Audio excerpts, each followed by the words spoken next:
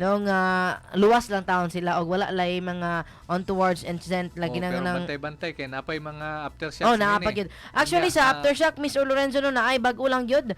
Alas 7:28 ning buntaga Mr. Lorenzo diha sa may Glan Sarangani magnitude 2.2. No so mo na mga kamis or nga matag karon og unya aduna gyud mga pagtayog sa yuta no kumbaga naa magid mga normal range sa pagtayog sa yuta kay gamove man gyud ang atong yuta atong tectonic plates Mr. Lorenzo sa atong Earth's crust. Definitely ang una gid nga mangandam ani nga atong mga residente sa mga coastal areas.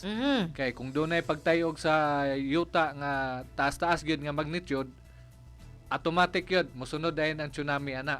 Mo na nga dapat updated pud mo mga kamis or labi na gid sa mga tsunami alert nga pagawas na sa mga munisipalidad, na sa mga dakbayan. Anyway, Baganga, Davao Oriental ang epicenter. Layo ra sa ato sa Misamis Oriental. Layo ra, no? Pero hopefully, mga Mr. Lorenzo, no, sa ato ang mga katawan di sa Baganga nga safe lang unta sila pod. Oo.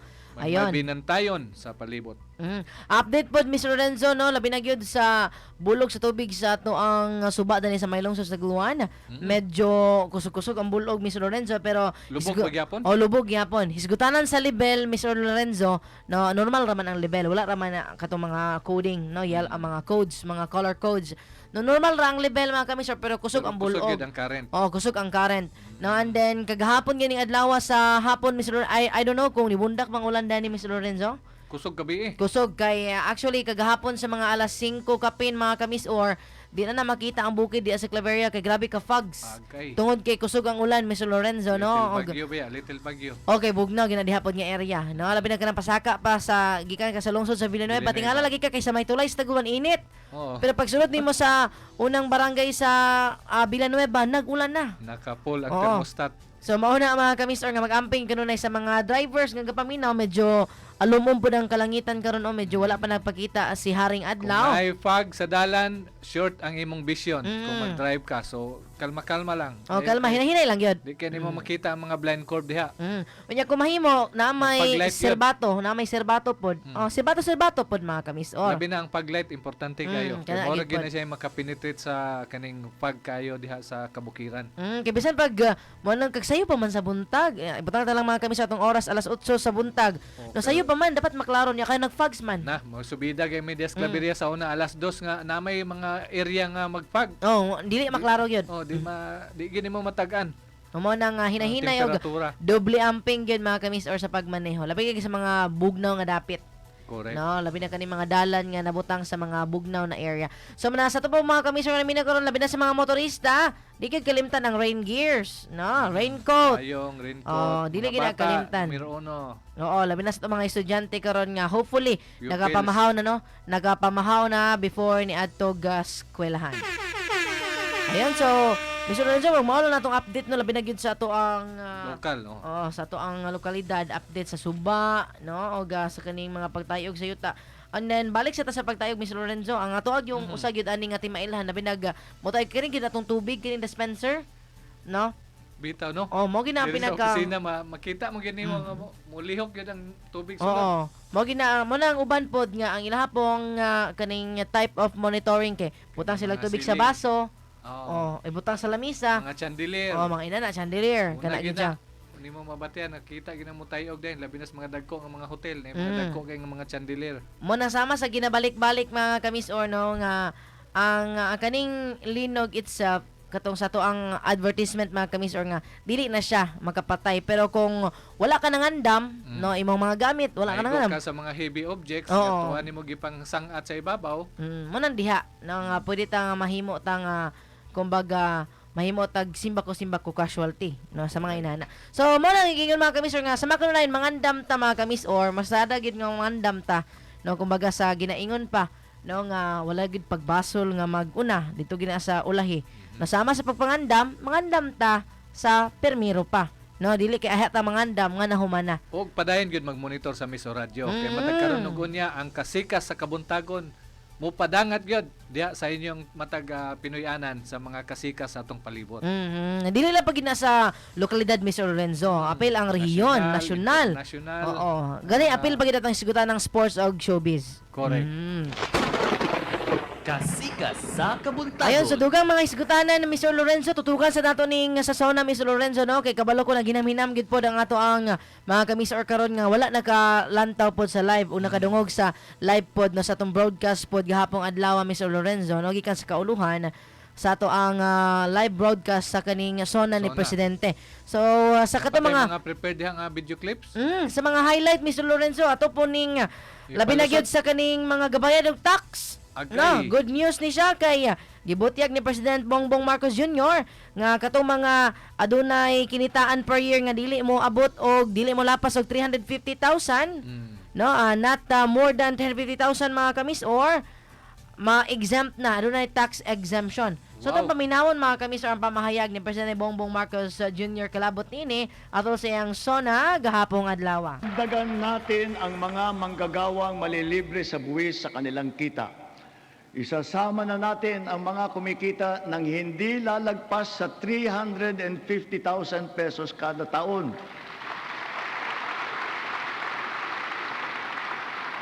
Kasabay nito ang karampatang pagbaba ng income tax ng iba parang manggagawa. Pangalawa, ang mga maliliit na negosyo ay hindi napapatawan ng minimum corporate income tax.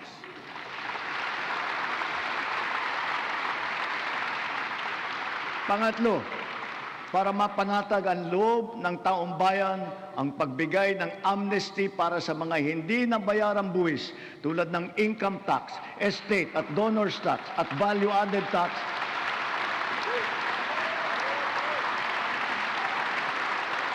Kasama na rin dyan ang mga multa na kaakibat ng mga ito.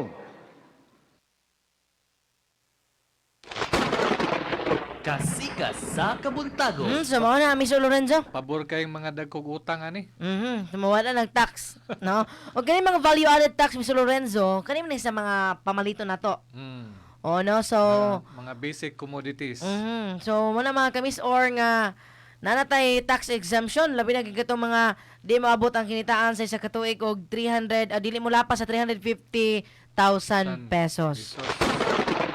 Kasikas sa Dagantag mga kabuntagon. kaayuhan mga kamisyo nga nakutlo no labi na gid sa kining gipagawas mga kamisyo og sa bag-uhay lang gyud gahapon na gyud ang lawa gani mga kamisyo og himo nga ikalima nga SONA ni President Bongbong Marcos Jr. Napagid Mr. Lorenzo Sab kaning sa kuryente. Wow, kana. Kaning pagtanggal nga nakakuha gid ni siya og standing ovation. Ovation. Oh, Mr. Lorenzo no kaning pagtanggal sa system law sa kuryente og pag-amyenda sa kining gitawag nga IPIRA law. IPIRA law. No, so atong paminahon Mr. Lorenzo, Kung no. makita nimo sa imong mga electric bill naabay gid na. So kung mapagmatsyag ka mga kamis or tanawa inyong electric bill. So siha diha nagi na systems loss charges.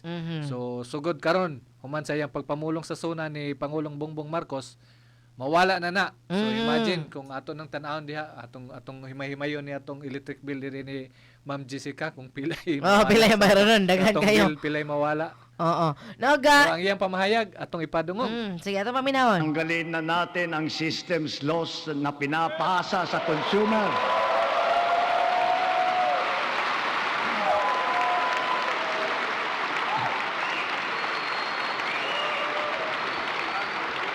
Pinapasa ito sa consumer at kinakarga sa bill na pinapatungan pa ng value-added tax. Hindi naman kasalanan ng consumer kung bakit nagkaroon ng systems loss. Kaya hindi naman tama na kailangan sila pa ang pagbabayarin dito. Therefore, we, the people, we demand for the immediate amendment of the IPIRA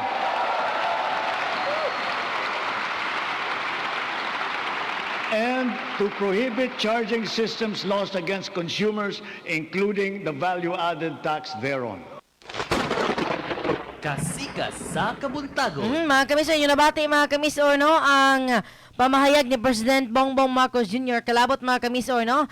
Dili na mga kamisor nga kumbaga hinay-hinay mga kamisor nga paghangyo. Demand na gid mga kamisor ang gibutyag, no? We demand mga kamisor, no? Base pa ni President Bongbong Marcos Jr. nga gidemand na gyud Mr. Lorenzo nga tanggalon Mr. Lorenzo, no? O ga ipa-amyendahan ang kaning IPERA law. Katong kana iyang zona automatic na siya mandate na inikaman niya pamulong ana kapuliki ang mga intungdang ahensya na sa mutuman atong giatubang karon ang atong electric bill dinhi sa Miss Radio atong gipangita kining systems loss.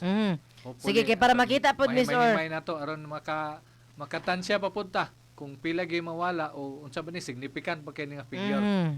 Ayun. So ato sa nga pangitaan po sa electric bill nga imong hawid Mr. Lorenzo, no? Para pod makabalo pod ang ato ang mga consumer, mga kamisor nga naminaw karon, labi na mga tanaw sa live kung asa dapit ang kaning systems loss no diha sa electric bill nato. Ma-indicate bigid siya gyud.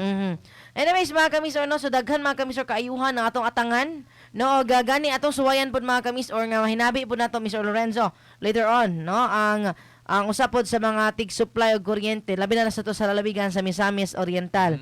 Nato suwayan kung magkuha ba nato mga kamisor ang ilang side pod may tungod aning pagdemand mga kamisor ni President Bongbong Marcos Jr. nga amyendahan ang IPERA law. Kita na lang ko Mr. Diyos. Dagko Mr. Lorenzo. Gamay ra kay ang atong bill diri, gamay ra man ni atong opisina pod kay wala man diri atong transmitter site. Atong bayronon ni atong bulan sa February 2,110. Unya ang systems loss 9 pesos og 93 centavos. Sa kanan 2,000. Sa kining 2,000. So, Medyo mabatian gyapon. mabatian yapon kay Mabatian 9. gyapon. Hapit man mo 10 pesos. Hapit man mo 10 pesos no Sa ga. 2,000. Di pa po mabuong sa kalibok ng piso. No, Correct. so kuan gyud na siya. Na yung mga pagkunhod Na gyud. hopefully katong mga gimension nga mga exemption sa mga VAT ug unsa pa tong mga batakang palaliton